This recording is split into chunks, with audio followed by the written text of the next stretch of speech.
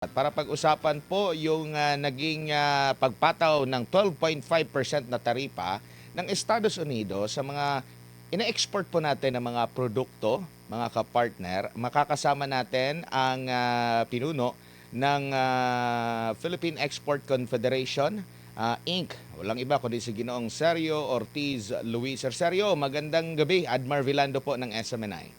Hi, magandang gabi sa iyo, Admar, at magandang gabi sa mga nanonood sa atin. Opo, imbis na mapababa itong taripa ng Amerika mula Pilipinas ng mga export kasi narinig natin yung magandang mga pananalita mula sa Amerika, lalo't nakausap pa mismo ng Pangulo natin, ang Pangulo ng Amerika, nadagdagan pa yung taripa ng Pilipinas sa Ginoong Sergio. Ano pong masasabi niyo po dito bilang kayo po ay pinuno ng grupo ng mga exporter po? Ang masakit doon, at the same time na nandito si Rubio, ina-announce yung PAC sa Selica, ina-announce naman yung at the same time halos yung 12.5% na supposed to be uh, tariff on forced labor. No? Alam naman natin, kaya lang naman nilagay yun dahil yung reciprocal tariff ni President Trump sa US, nireverse sa Supreme Court nila. So nagganap sila na ibang paraan para ma-empower uli yung yung weaponize yung tariff. Yan ang nakita nila. Alam naman natin wala tayong forced labor dito. So ang sinasabi, bumibili tayo, nag-aangkap tayo ng produkto na ginagamit sa ating export galing sa country before labor. Tingin ko, target nila rito, China talaga. So, 60 countries yung pinatawan, no? Wala namang rhyme or reason yun. Pero wala kang magagawa. Uh, Kahit ano sabihin natin na tayong number one ally dito, mukhang hindi naman importante sa kanila yon. At ang nangyayari ngayon, kailangan makiusap, patunayan na alam naman nila na tayo doing everything to eliminate forced labor in the country. At sana, alam mo naman, okay lang yung kung halimbawa talaga may forced labor tayo, i-identify nila anong produkto, hindi yung huhulaan natin at bigla na lang tayo sinama. Mabuti na, kaya lang, hindi pa natin alam paano ang magiging trato rito, no? Alam mo naman nung reciprocal tariff, nandun tayo sa 19%, ah, eh, pero tumaas ang export natin dahil, alam mo, 15% ang ating export ang pupunta sa US. Ah, Mahigit kalahati ng electronics at semiconductor product, no? Kung kailangan nila yon at the moment, suspended ang tariff doon. Yun namang other half, marami ron mga agriculture products na kailangan nila, kagaya ng coconut, no? So suspended din yung zero tariff pa rin yun.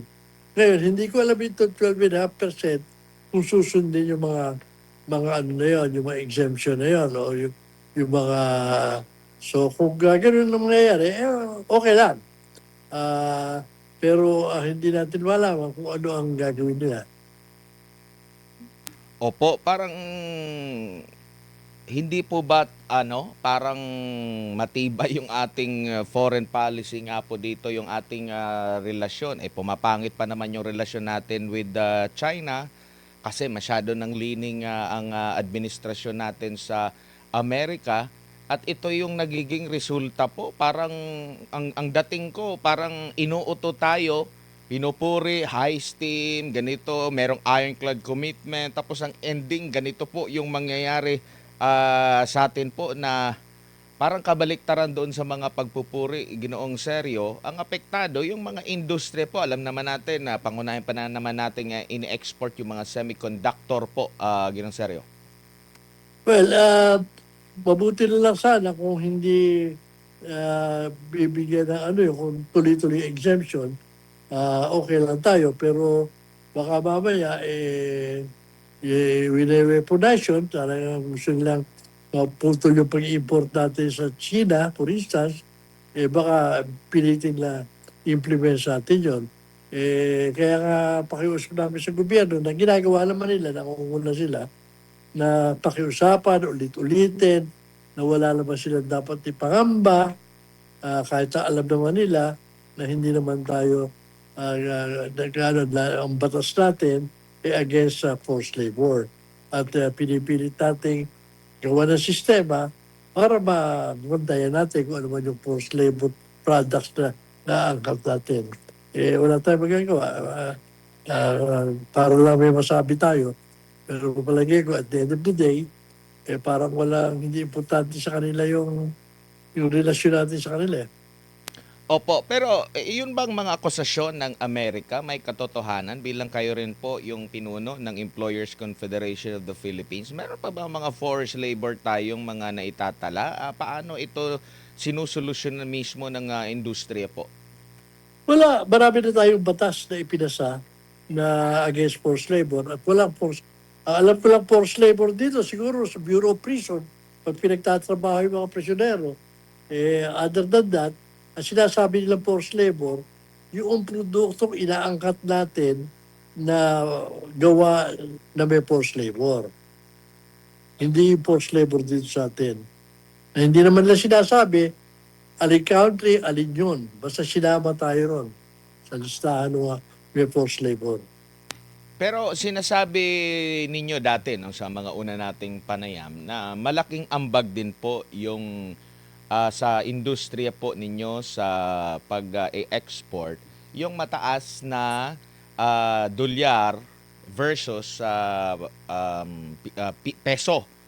So parang ano pa rin to, parang bumalik pa rin doon sa norma kasi mataas din yung taripa, mataas nga yung kikitain ng mga exporter, pero mataas naman yung taripa. So imbis na good news, medyo naging level up, Sir Sergio.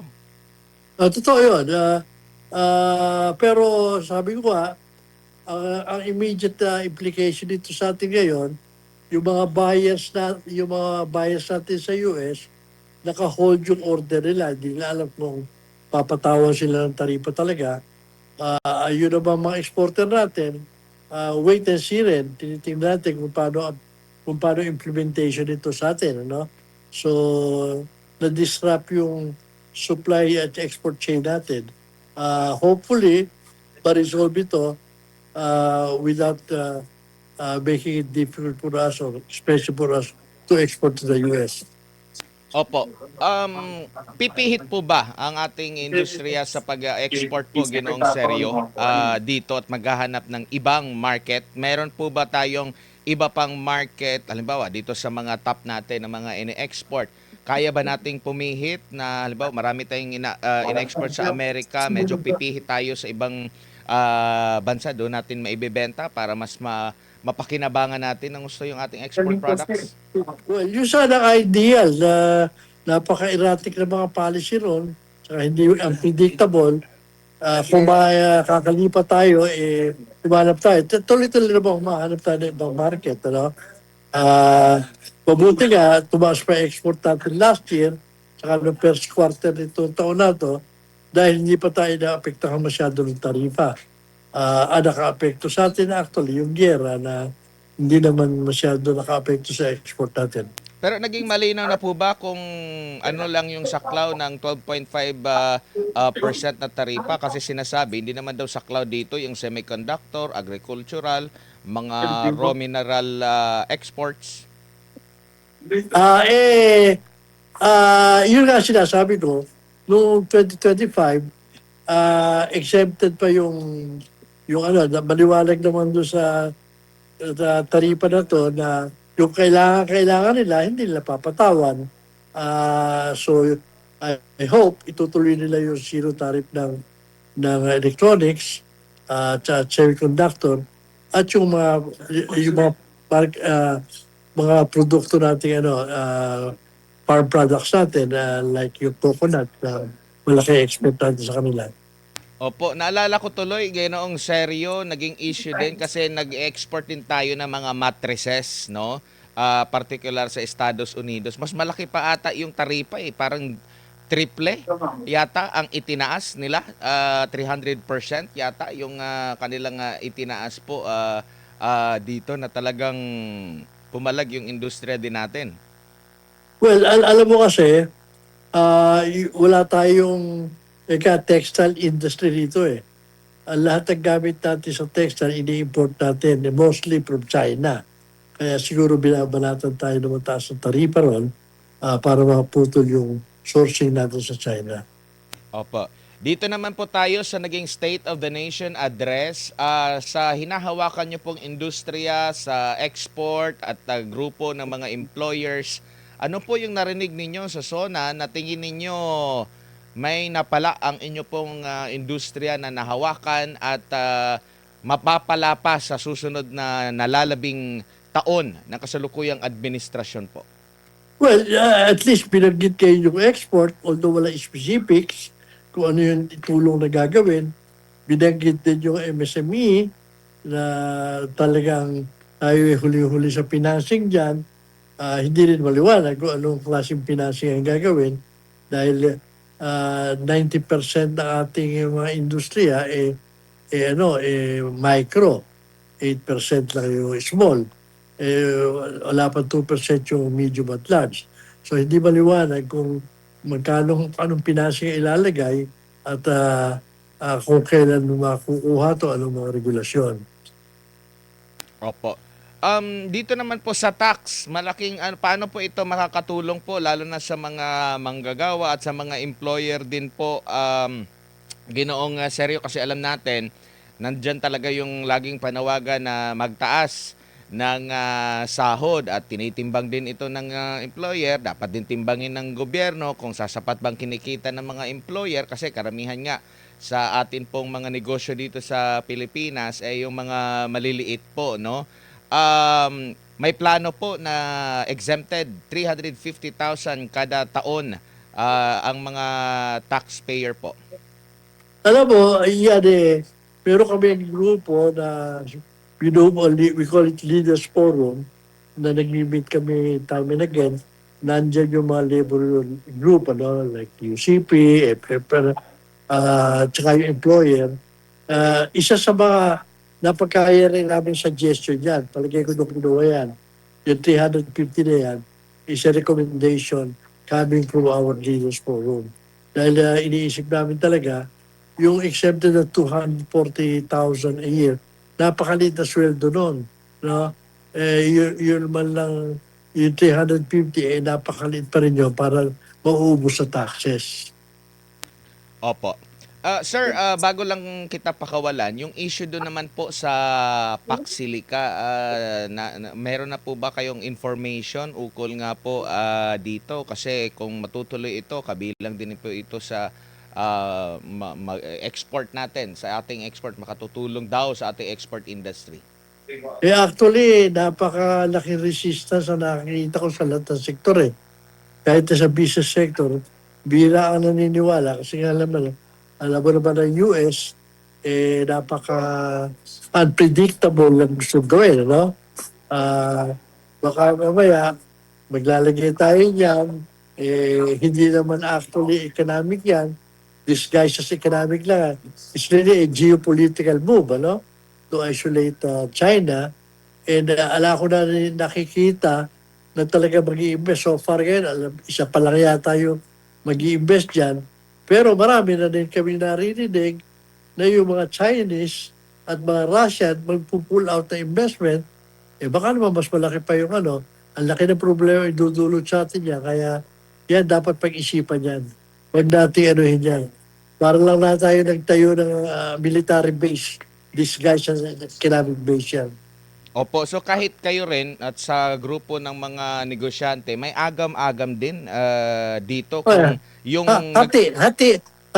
Pero marami yung nagsasabing ito hindi naman talagang inaasahan mga gano'n. At napakarami pa problema sa elektrisidad, sa tubig, na madaling sabihin yung kukunin namin sa ulan, kukunin namin, pero ala na niniwala ron. Opo. Pero sa tingin nyo hindi natin kakayanin yan? How about kung tayo na lang din po talaga na pondohan po natin yan galing sa atin na mismo para at least wala nang ano na walang intervention mula sa ibang bansa kasi alam naman natin yung pangunahing ine-export din po natin itong mga semiconductor po Ginoong Sergio. Meron naman tayo mga economic zone eh. Kung meron mag-i-invest, doon na lang sila pumunta, hindi pa lang hihingi na bigyan sila ng ano na kanilang batas sa masusunod na parang masahol pa rin masahol pa rin nung nandiyan tayo sa Clarkfield at Subic, Amerika ang may hawak. Ganun ang mangyayari. Marami sila hinihingi ano na wala tayong pakialam, no? Kung ano ilalagay rin, hindi ko alam kung ano ilalagay rin. Baka mamaya mapapasok tayo sa gera dahil dyan. Alam naman akong marami naman naniniwala na mahirap mangyari yan. Opo. Ginoong Sergio, maraming salamat po sa inyong oras at panahon ngayong gabi. Sa ulitin po, ingat po kayo. Maraming salamat din sa inyo at sa mga nakikinig sa atin. Si Ginong Sergio Ortiz Luis, presidente po ng PhilExport Confederation Inc. at Employers Confederation of the Philippines, nakasama natin at nakausap patungkol nga po dito sa ipinataw ng ating best friend, BFF na Amerika. Tapos parang inuuto tayo tapos pinatawan tayo ng mataas na taripa mula sa mga ini-export po natin papunta sa Estados Unidos at saka yung panukalang tax exemption para sa mga kumikita ng 350,000 pesos kada taon at maging sa issue rin po ng Pax Silicate.